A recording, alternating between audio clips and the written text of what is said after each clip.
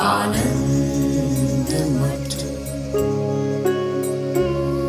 आनंद मठ और ऋषियों की अनमोल धरोहर को संजोएं।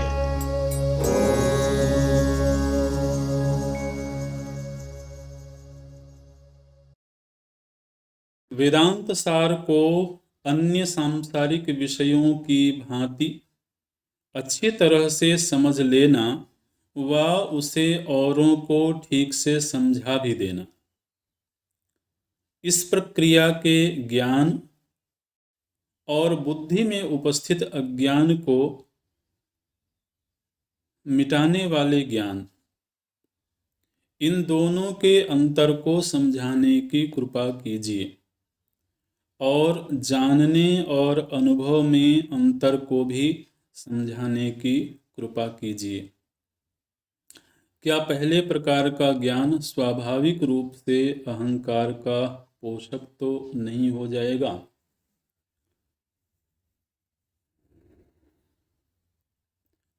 प्रश्न शायद कुछ लोगों के लिए स्पष्ट ना हुआ हो। प्रश्न ये किया गया है कि जैसे वेदांत सार का श्रवण हो रहा है या किसी भी ग्रंथ का श्रवण करते हैं, तो श्रवण करके उन विचारों को समझना और फिर जो समझा है उसी को दूसरों को समझाना। एक तो ज्ञान का स्वरूप ये है और दूसरा इन्हीं के कथनानुसार कि बुद्धि में उपस्थित अज्ञान को मिटाने वाले ज्ञान, वह ज्ञान जो बुद्धि में बैठे हुए अज्ञान को मिटाता है, तो उस ज्ञान में और शास्त्र श्रवण से प्राप्त ज्ञान में अंतर है, ऐसा कहा जा रहा है। इन दोनों के अंतर को समझाने की कृपा कीजिए। पहली बात तो यह है कि अंतर हम करना ही क्यों चाह रहे हैं। हमको पहले ये नहीं मालूम था कि यह स्थूल शरीर कैसे बना हुआ है, नहीं मालूम था, मतलब अज्ञान था। तो जब हमने शास्त्र का श्रवण किया तो ये अज्ञान मिट गया,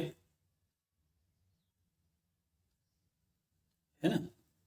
तो शास्त्र श्रवण जब हम करते हैं तो अनेक तरह के अज्ञान बैठे हुए हैं जिनका निवारण होता है।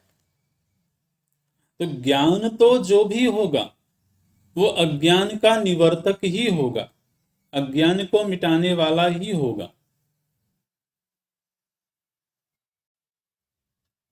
अब देखने की बात यह है कि अज्ञान किस चीज का। अगर शरीर संबंधी अज्ञान है तो उस अज्ञान को मिटाने वाला ज्ञान आएगा तो अज्ञान मिटेगा। तो अज्ञान का विषय भी अलग अलग होता है ना। पंच महाभूतों से संबंधित अज्ञान है, इंद्रियों से संबंधित अज्ञान है, कोशों से संबंधित अज्ञान है, सृष्टि उस उत्पत्ति संबंधी अज्ञान है, कर्म संबंधी अज्ञान है, और बहुत तरह के अज्ञान इस बुद्धि में बैठे हुए हैं। तो जब भी हम शास्त्र श्रवण कर रहे होते हैं तो अज्ञान का निवारण होता है। अज्ञान का निवारण होगा तभी वह ज्ञान कहलाएगा।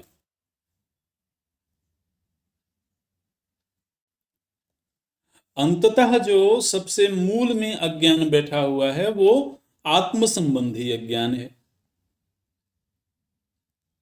लेकिन उस अज्ञान के निवारण तक पहुंचने के पहले इन सारे बैरियर्स को तो तोड़ना पड़ेगा। हमें स्थूल शरीर ने ही पकड़ के रखा है, तो पहले उससे छुटकारा पाए तब सूक्ष्म शरीर में जाएं।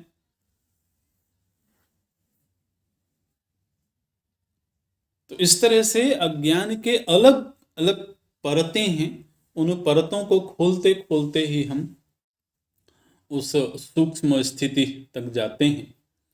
तो जो शास्त्र श्रवण से जो समझ प्राप्त हो रही है वह भी ज्ञान ही है और वो अज्ञान का ही निवारण करता है।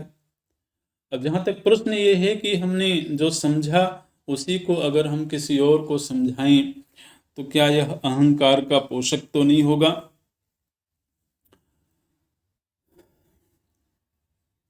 अहंकार का पोषक तो वह ज्ञान हो जो अहंकार मिश्रित हो।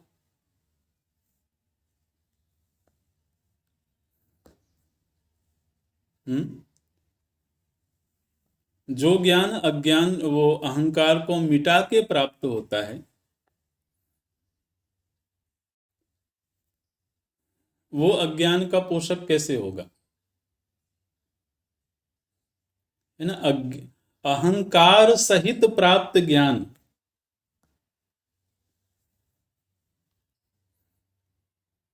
हो सकता है अहंकार का पोषण करे, लेकिन अहंकार की शिथिलता के साथ प्राप्त ज्ञान, इसीलिए ज्ञान प्राप्ति काल में बहुत विनम्रता की आवश्यकता होती है ना? तद्विधि प्रणिपातेन, प्रणिपात करते हुए मतलब अहंकार को शिथिल करते हुए।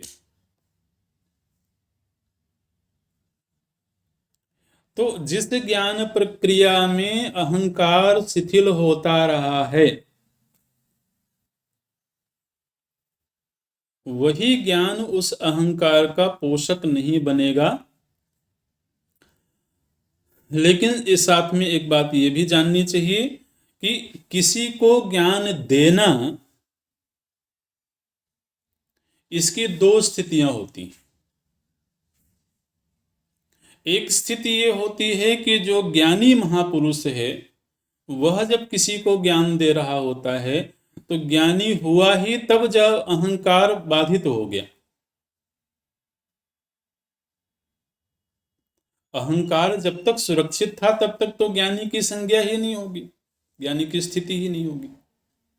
तो जहां अज्ञान वो अहंकार मिट गया है, जहां अस्मिता बाधित हो गई है, वहीं वो ज्ञान की स्थिति, उसके बाद में उनके द्वारा दिया जाने वाला ज्ञान केवल संगीत है,